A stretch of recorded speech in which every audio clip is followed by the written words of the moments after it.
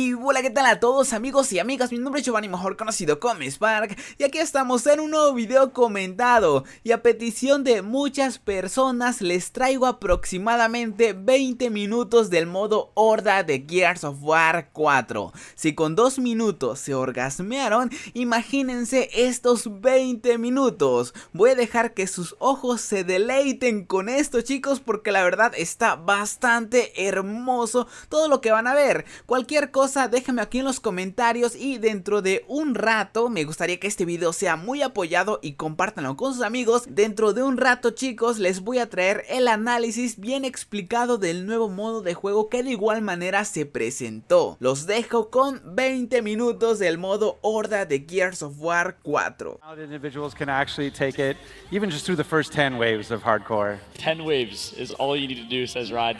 Of course, tomorrow is going to be the first of 50, the full thing. Talk to me a little about that. I mean, Steph, Gold Glove, two very, very good experienced Gears of War players. Do you think they're going to be okay? It's a challenge. It's a challenge. It's all about teamwork, picking the right classes, having the right skills, and seeing what they can do with it. Excited for that. That will be tomorrow night. Team Fem Steph versus Team Gold Glove in a first to 50 challenge. But right now, we're going to jump in to the reveal, the first ever live and big stream match of a game of Horde. What are we seeing right now, Rod? So this is how you begin. You pick up the Fabricator, which is our sort of military-grade 3D printer that will actually make your fortifications, make your weapons. So the first thing you have to do is pick up where do you want to kind of start your defense. So now they're picking it up, they're finding a place on the map to deploy it. Once they deploy it, the clock will start and the monsters will come. But they're still trying to find that right location. And you can see some cool characters. We've got Zombie Dom, Tomorrania, all part of our Brothers to the End pre-order exclusive. So now there you go, the wave one's beginning. And now it's all about earning some energy. You see those little that icon there about some energy. As you kill things, you'll pick up energy, and you bring it to the Fabricator, and it allows you to build. And so they're putting down spikes right there. They talked a little about burning and building bridges. Looks like in Horde, we're still going to be building fortifications. It's building and burning barriers. Yeah, at this point is basically barriers, not bridges. Interesting. So the Fabricator is really the key to where you're going to set up as a team and where you want to start. Looks like they decide to go back into their spawn. We're seeing Relic right now. Relic is a map. Where do you think, in your opinion, is the best place to set up? Do they think it's a good spot? I think they picked a pretty good spot going back towards spawn. You want to, it's a symmetrical map, so you want to kind of sort of defend across the width of the map, which is a good place to go. And you can sort of see a little bit about what their classes they've chosen. You pick the heavy. Oscar as an example is a heavy in this case, and you know that because he's carrying a boom shot. It's the default weapon of the heavy class. And they get sort of bonuses for turret use, and they get, obviously having that boom shot all the time is really handy. So there are classes in Gears of War 3 Horde. Does each class have an assigned character? No, you can mix and match as much as you want. It's not like Overrun and Judgment. Whatever class can have whatever character, and so and you're not locked to your weapon. So if you're an engineer and you want to pick up something off the battlefield, you can. The only thing you're sort of locked to is your repair tool and your pistol slot. But everything else you can pick up and mix and match as you want. So I don't have to worry about a bunch of bears running around repairing I mean, the heavy, over again. they have the boom shot, they have explosive weapon benefits, but they can swap that out for a drop shot, and they still get the same benefits because it's another explosive weapon. Very cool. Very cool. So we're going to see round number 2 here. We saw some new enemies here in wave number 1. Those are some DBs, or we saw Peacemakers. Is that the standard for round 1 or wave 1 of Horde? Is it going to be DBs only?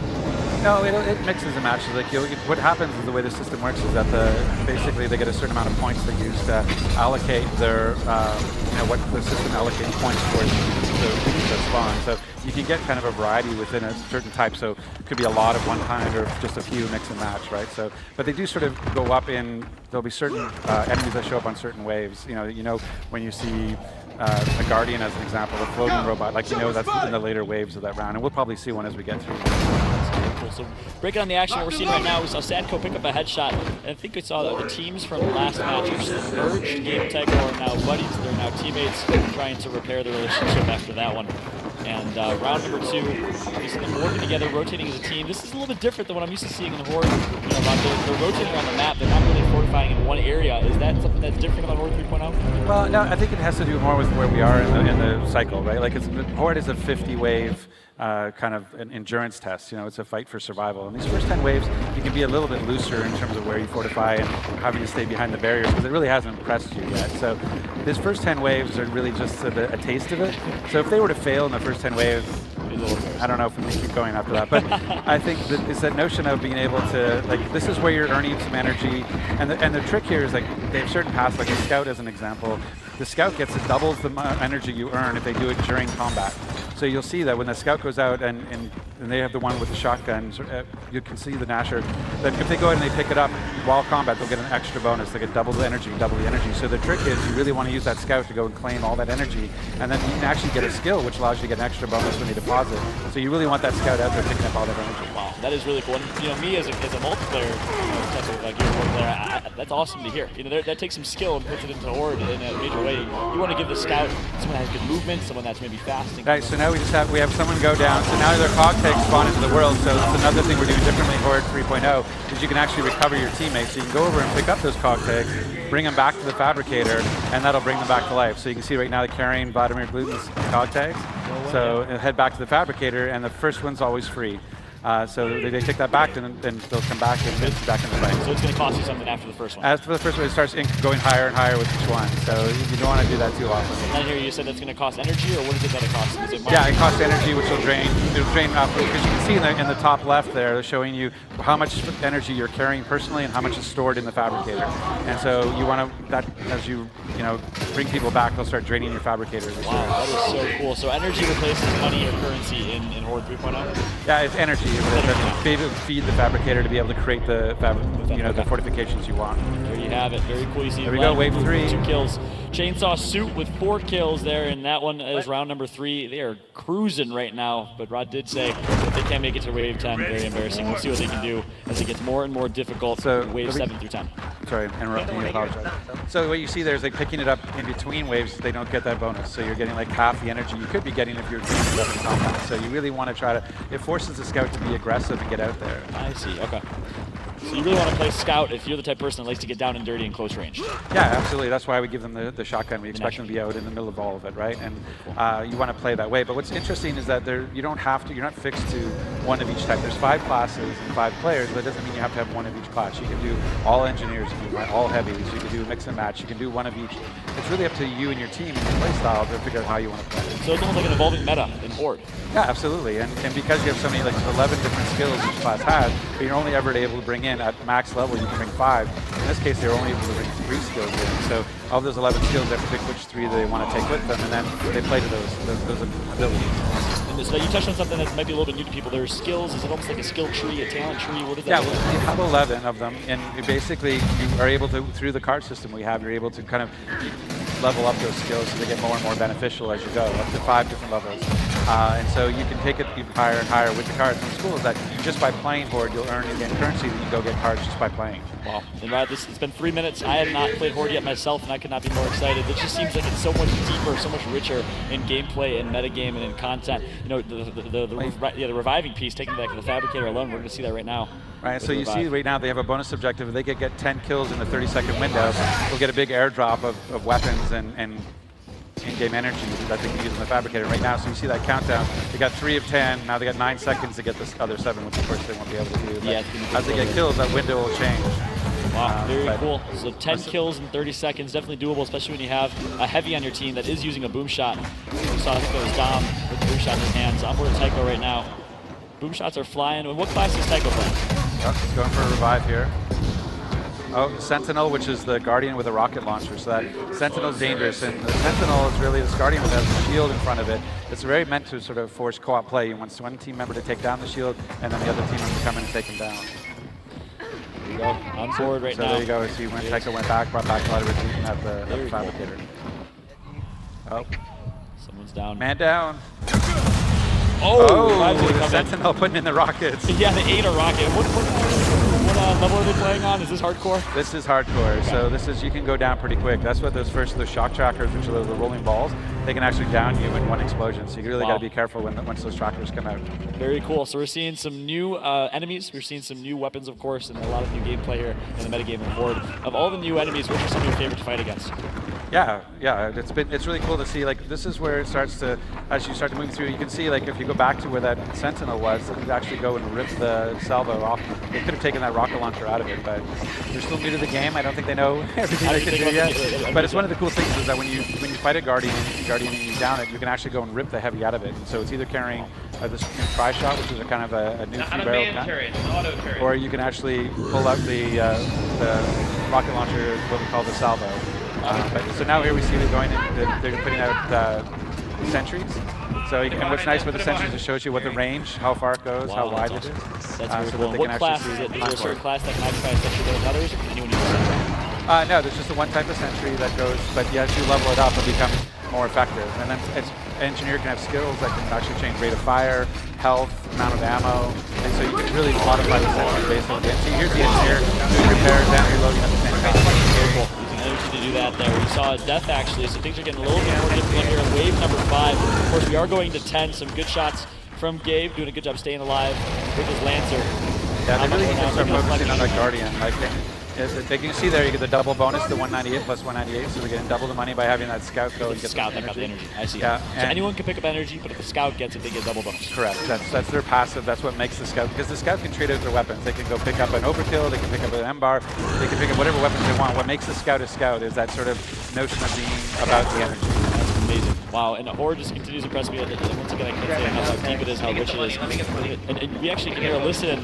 We hear them saying, let me get the money, let me get the money. That's the communication here. The scout is always want to be a little bit more greedy, and it's for the benefit of the team, right? Yeah, it's playing to your strength. Like, it's like in hockey when you Canadian. It's like in hockey, you got to play your position, right? You got to play your position. And so this is like, if you're the scout, let the scout go get the energy, and if you're the sniper, let them go get the headshot. Like that kind of stuff. You have to recognize it's not just about let's all go rushing out. It's like it's not a bunch of 6-year-olds shaking in a soccer ball, right? You have to play your position and know your role, and so play to your class. That is awesome. Very cool. So I'm excited to see how that plays out tomorrow. We have some high-skilled and experienced Gears of War players playing Horde tomorrow. Gold Glove is known to be a great sniper. Maybe he'll play as the sniper class, right? Maybe, and there's some great skills. What other type of skills that are out there? You know, you mentioned the skills with the sniper. That sounds so cool. What other type of skills or traits are out there? Well, it comes down to just leaning into what they do, right? Here, an engineer can do like repair efficiency. They get stronger fortifications, those sorts of things, right? And then Scout is about movement speed and health, because they're out right there nose to nose with everybody, right? The Soldier is about assault rifles, so you can get like huge amounts of ammo. I've had a Lancer with 1,100 rounds in it, right? And when things, the Soldier spawns with frag grenades, nobody else does, so you can go around and start planting grenades. And you can get it, there's a skill that allows you to plant up to 6 frag grenades and more in the environment, so you can really set up some really cool stuff. Yeah, that is awesome. Very cool. I've heard a little thing about the locker, the weapon locker. Talk to me a little about what the Oh, that's one of the new we haven't seen it yet happen. Hopefully we do, but in case it doesn't happen, talk to me about that. Yeah, well, so one of the things that, in the previous board matches, what would happen is a bunch of stuff would fall on the ground and it would just get cleaned up in between waves. And so you wouldn't be able to sort of stockpile it. So we have this new fortification called the weapons locker that you can actually go and pick up that rocket launcher, put it in the weapons locker, and not only will it hold on to it in between waves, it will actually be loaded for you. Wow. So you can go and drain it down to one rocket, put it away, fight for a couple waves, come back, and now I've got a fully loaded rocket launcher ready to go again. So it tiers over time. You get more and more ammo over time? Or yeah, and what's cool is that as you level up, like as they spend money, what you'll see on the Fabricator is that as you spend money, it gets closer and closer to leveling up. So the more you use the Fabricator, the faster it levels. And then so you get like a weapons locker, level 1, you get 1 slot, level 2, 2 slots, level 3, 2 slots, level 4, 4 slots. So you can store more and more stuff on it. And we just saw Cyan Boomshot on screen, took a lot of damage to die. Talking about that enemy. Yeah, it's just a really tough enemy. They bring in the heavy weapons at that level. You see their value by the stack of energy that's left behind. So you saw the 3 stack. That tells you that's a very valuable enemy. It's like 2.5 times everything. So 2.5 times damage, 2.5 times accuracy, 2.5 times health. It's a push. It's a grind, right? So here it's just kind of au naturel. But as it goes, it gets harder and harder and harder. And you really have to play into your skills and play your role to get survivors 50 waves. Which I'm going to be really curious to see tomorrow night if we can actually see the first to 50 like on the stream. Wait, you think it might not happen?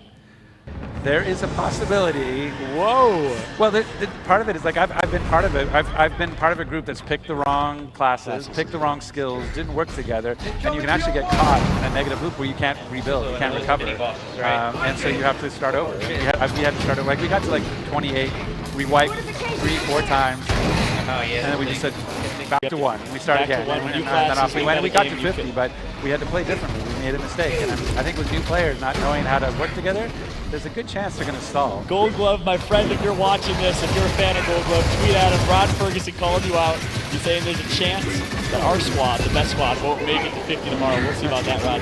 That is now my mission to prove you wrong tomorrow, and I couldn't Well, now they got the competition. Now it's not just about can they get there, who's going to do it first. That is true. It adds a whole other layer. And, you know, at first when I heard this, of course, we're playing 2 different games of Horde. But for just a second, I thought we were in the same world, playing 5-on-5 Horde. Because each map is symmetrical, right? So one team on one half, and the other half. That's not how it's going to work, but that would have been crazy if that was the case. So here we have the shock turret set up. So what the shock turret does is it has long-range stun. But as you go up in level, it can actually get stronger and stronger. We're actually going to start popping things for you at long range. It's really useful tool. But one of the things that's cool too is you can upgrade on the fly. So if the fabricator goes to level 2, you just go to your fortification, you pick it up, you upgrade it, you put it back down, and off you go. Right? So it's a really easy process to upgrade as long as you have the energy of the fabricator. You can see here, we've got over 4,000 fabricator. It's draining out because I think someone's repairing. But it's, they can really tap into their fortifications with all the money. So here's the pouncer. Pouncer, you got to be careful. It's a co-op enemy. It'll knock you down, ping you down, and take you out if you don't get free. Wow, very cool. And we're looking at the heavy right now with the boom shot. Oh, no! A self-kill. I gave the captor's curse on that one. I called him out and immediately he demolished himself with the boom shot. So he's dead now. Gabe picked up his cog tags and took it back to the fabricator and revived him. Yeah, take it back. But they're doing strong. They're moving fast here, so that's pretty good. They've got some good defenses going. Look at that sentry shock turret kind of combination there, which is good. And the barriers will slow the enemy down as they try to cross them, so they'll give the sentry and the shock turret a chance to like do their work. So they're setting that pretty well, actually. That is awesome. So now they have another bonus objective. Can they finish wave 8 in 2:45? They do that.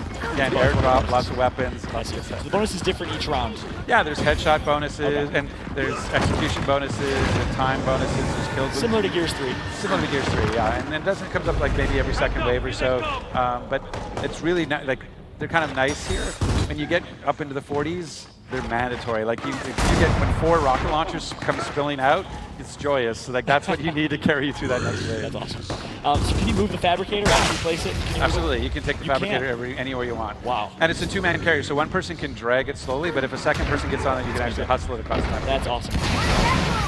It's almost like feature and campaign kind of about the Horde is the idea of teamwork and working together to complete objectives. So that's awesome to see, and that creates the metagame, right? And I love that. I can't talk about it enough. The idea of energy, the idea of having to run around and get energy. You can't just fortify in one area. You have to really kind of rotate and move together as a team to succeed. I mean, you can, you just won't be successful because you don't have as much energy. Right.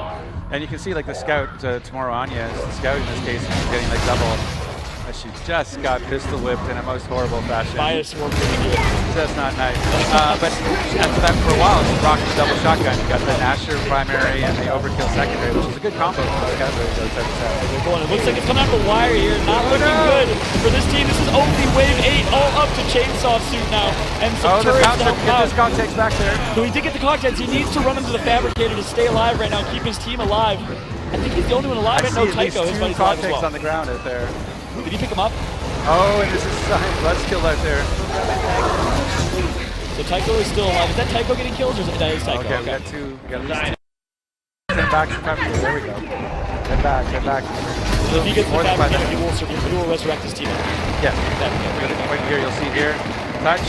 Boom, and then wow, that is awesome. And he had to spend energy to do that, but we'll work. That one was free, right? But if you look at their money now, they're at 225 the energy in the fabricator. They don't have enough for another one. I see. Okay. So if somebody goes down and dies, yeah, they're not going to be able to bring them back. Wow. So 50 seconds left on the bonus objective. Looks like they might be able I know, but they got only 4 enemies left. Yeah. Look at that stack energy. They need that scout to pick up that energy. The turrets really 2 left, 40 seconds. Come on, where's the scout? Oh! Boom shot's gonna down him. Oh, it's a double down, they got actually. Both. He did get both. Can he pick up both kills? He's so slow. Only 1 left. Oh my goodness. Si llegaste hasta este punto, me gustaría que botaras manita arriba y me dejaras tu opinión aquí en la caja de comentarios. Si no estás suscrito, me gustaría que te suscribieras para todas las noticias de Gears of War 4. Hasta la próxima, un fuerte abrazo desde Berriozábal, Chiapas. Bye, bye.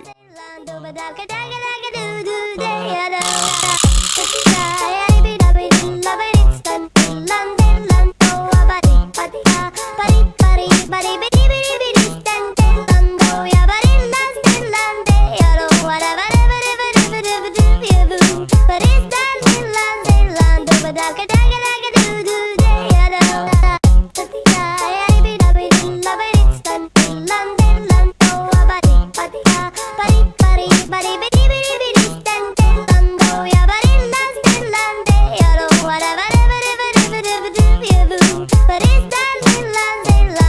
love,